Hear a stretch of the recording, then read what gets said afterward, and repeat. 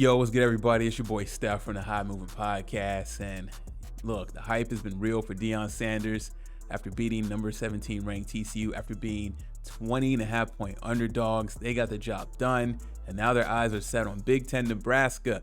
And of course, come success, come the haters. And this journalist, Oliver Vandervoort, who writes for the Huskers Corner, obviously he's biased for Nebraska, says Deion Sanders hype hits ridiculous heights ahead of Huskers game. He says Deion Sanders and the Buffaloes upset TCU in their first game, and now the hype surrounding prime seems ridiculous ahead of Nebraska football game. Oh man, he goes on the article and he says, make no mistake, Deion Sanders put off something that Colorado fans should be happy about, but he didn't prove anything. Then he goes on to compare Fresno State beating Purdue.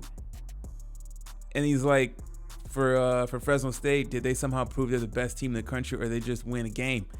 What happens to Coach Prime hype if Nebraska football knocks him off next week? Is he selling you a bad coach? That would be equally as ridiculous as the sudden belief in him after 1 week.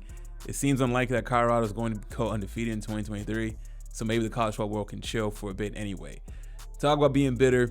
This journalist doesn't like the Deion hype, but I'm sure his sentiment or his thoughts, a lot of people share his sentiment, right?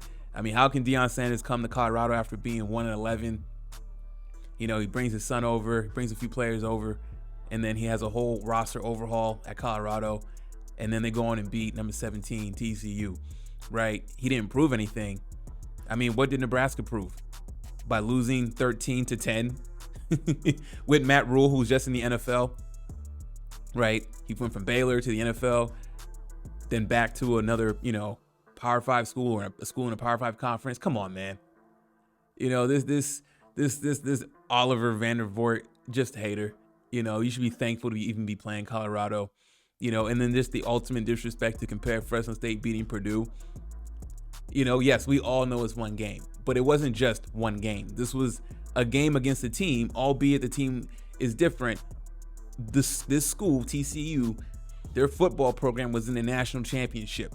Okay? So their football program has some merit.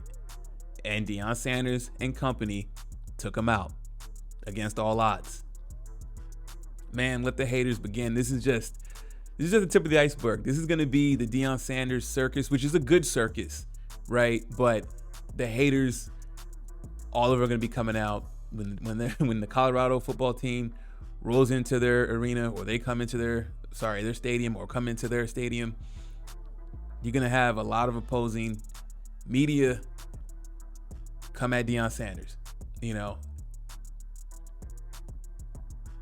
I mean, look, has there ever been a coach that had big expectations, won, and all of a sudden everybody's saying it's overhyped?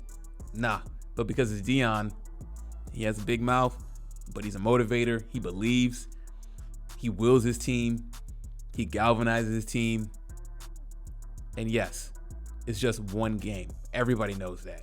The obvious. This Oliver Vandervoort, Mr. Captain Obvious, right? Nebraska was 4-8 last year. And then you come out the gate with Matt Rule and lose 13-10 to not a very talented Minnesota team. And now you want to give Deion Sanders bulletin board material. Not that Deion Sanders would probably even see this article, but not a good one, man. Nebraska's probably going to get wiped by Colorado, in my opinion. I mean, look, I think the line is 1.5. I think Nebraska's a 1.5 favorite on the road, I believe. As I'm making this video, maybe the line has changed. Maybe Colorado actually might be the favorite.